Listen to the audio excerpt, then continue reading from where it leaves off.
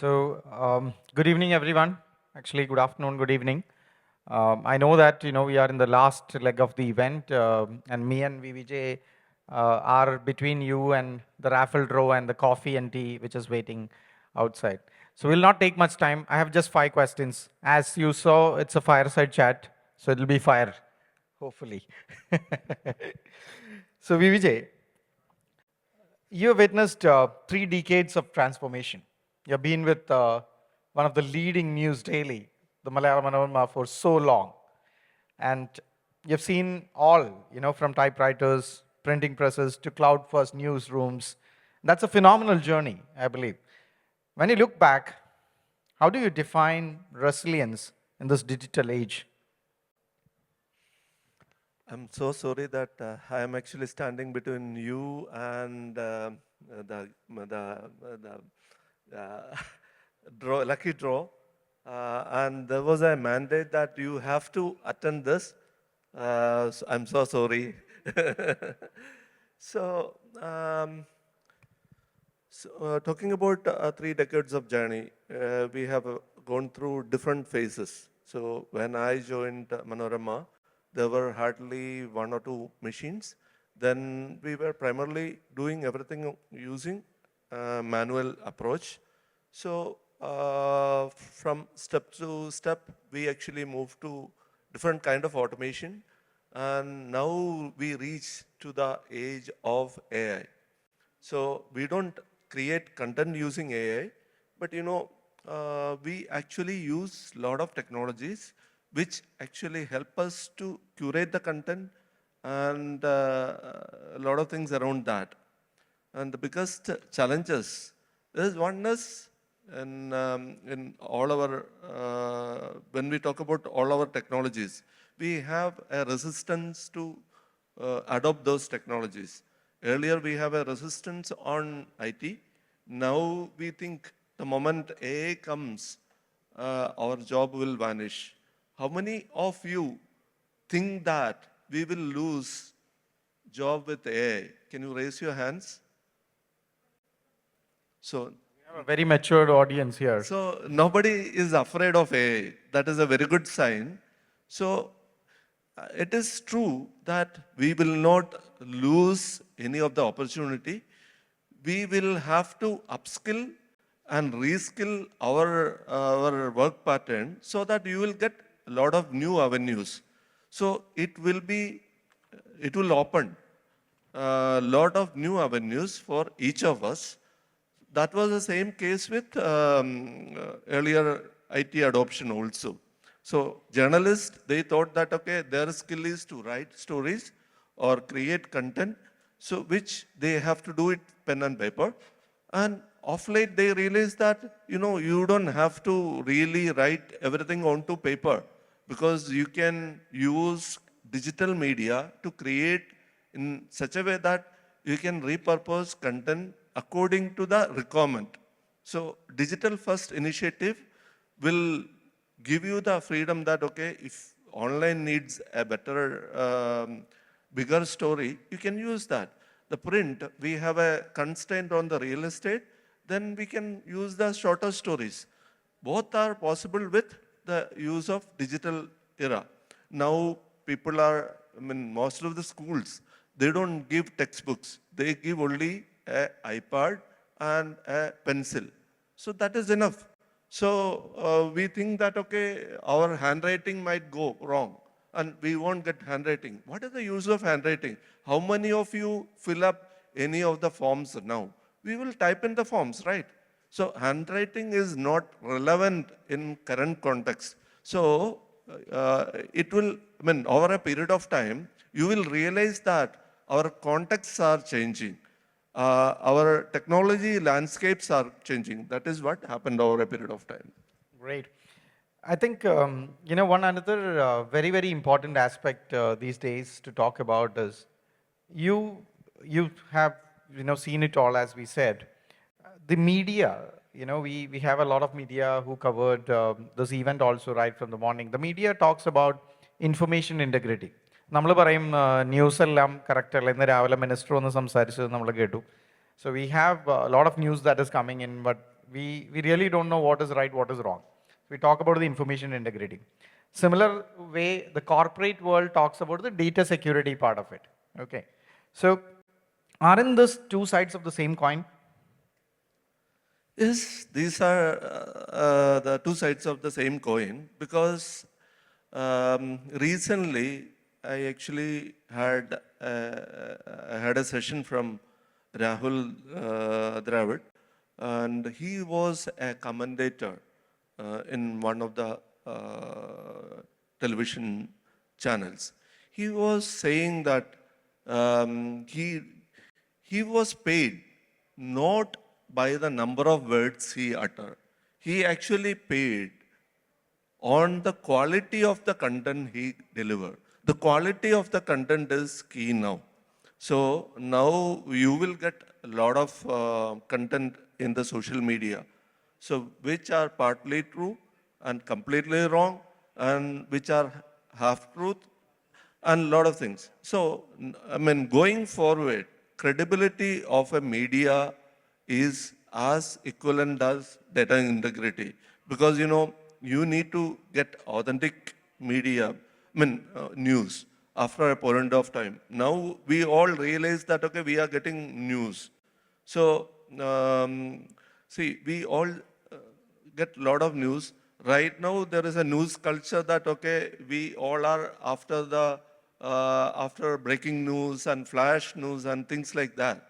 So obviously, after a point of time, you will stop doing that.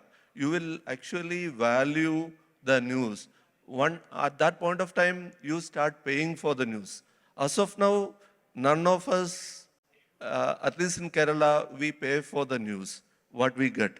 But future is that obviously you will have to pay for the news which you think that it is a credible news. And not only news, every content is like that. So I actually attended a session from Adobe. So whatever you create from Adobe platform using their different tools, they give a insurance that okay, if it is being challenged, they pay for the penalty. That means it is that way credible. It is not something they have taken. If an image is generated, it is from their stock photos, and as well as they use only legitimate and proper models. So that is the way in which things are moving.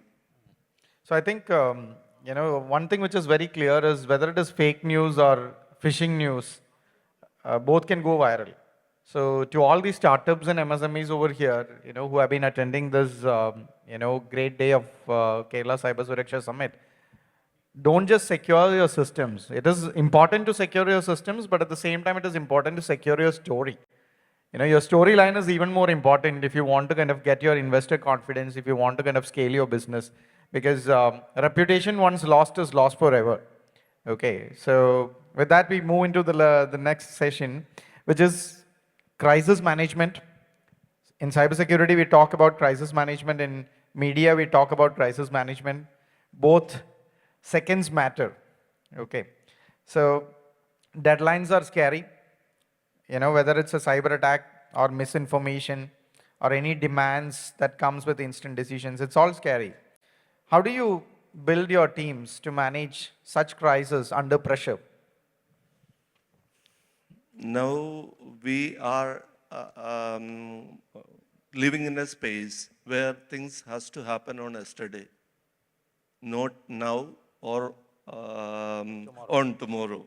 So we have to support systems in such a way that things are done on yesterday. So I was at another session, I was telling that all the new AI-based cybersecurity tools are not reactive. It has to be predictive because it has to prevent rather than, getting the things. Probably in the earlier days, attack happened. It actually, it actually travel laterally to few machines and stop. This is not what we want anymore. How many attack we could prevent using the available security tools? Especially that is the place where AI plays a vital role. You need to change the model. You need to augment the model on a daily basis or a weekly basis, because each model get outdated.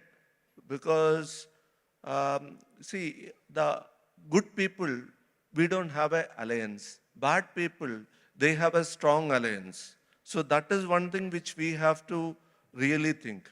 All the security professionals, we don't really collaborate and drive a platform for its success. Whereas all the cyber criminals, they collaborate very successfully, and they contribute for the success of their product, which is attacking us. So we have to change our models. We have to get very relevant information, and whatever cert or whatever gives the information, we have to adopt into our model. We have to get very accurate data of all these things, and we have to fine tune it. So which is the need of the hour? Great. I think you very well summarized it, because collaboration is the need of the hour. I mean, we are not talking about collaboration between people alone.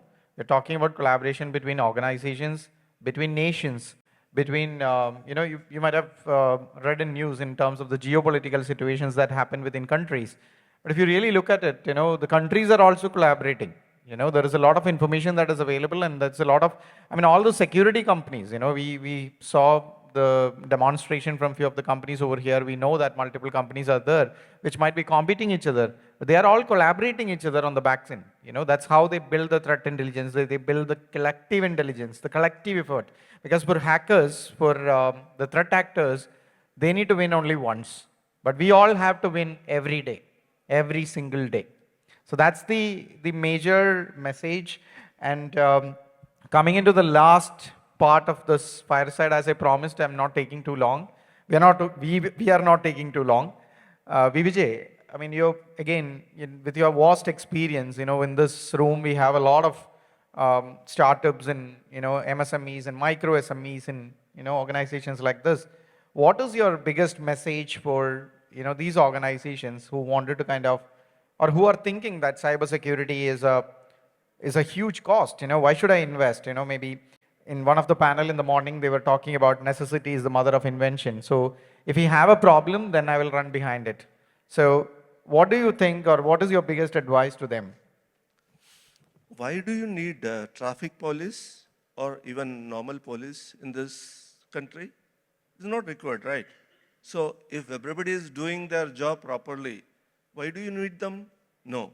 Because since they exist, things are happening properly. So even in your home, you will have a surveillance camera. Why do you need it? Until a problem comes, we don't realize the value of that. So that is the same case with security tools. Now the problem is there is a proliferation of a lot of tools. So we have to really look at what are the tools needed, how better it can optimize our time, how easily it can predict the attacks, and how easily it can mitigate the attack, how efficiently it can give the reports. So there are n number of criteria which we will have to really validate. So it is like, security is not required. It is one way of thinking. Then if something happens, who will run your business? So it is a big issue. So for doing the business, you need cybersecurity. It's not a separate cost part. It is a business enabler now. So without that, I don't think that anyone can do the business. I think, a few minutes back, I think you all opted for something, right? Then you get to know that all your phones were hacked. So unless you see it is done with good intention to prove that it can be hacked, but if it was done with a malicious intent, then you will get into trouble. So once you are in trouble, so when we talk to most of the organizations, so a lot of people say that, okay, once you are attacked, then it is very easy to get IT budgets, especially the security budget. Do we need to wait for that, or do we need to get all those things well in advance so that your organizations are protected? See, it is not great to have things attacked, then we have to react to that. So it is our duty and responsibility as IT leaders in whatever segments you are, to protect our organization. To protect our organization, we have to do a minimum investment. So minimum, maximum, you can define in terms of what you protect. So it is need of the hour, and it is not a waste that you or your team will come to know sooner or later. But what I pray is we should not create a situation where company will feel that, okay, it is inevitable. And we have to arrest it before it happens. Thank you so much, Vijay. I think that was quite enriching, I believe. As he put up the analogy, like about the traffic police and the moral situations and all that stuff. So similarly, we all drive cars, two-wheelers, bikes, and all that stuff. So as we all say, the brake is there in the vehicle, or the brake is there in your car, just to ensure that you can go fast. Okay. So that's the same example what I wanted to quote here. If you wanted to go fast, then have the right kind of systems. If you wanted to grow fast, bring your investor confidence, then invest in the right systems, invest in the right kind of tools and technologies. So this is something which is, what we wanted to kind of leave it as a takeaway with the Kerala Cyber Suraksha Summit.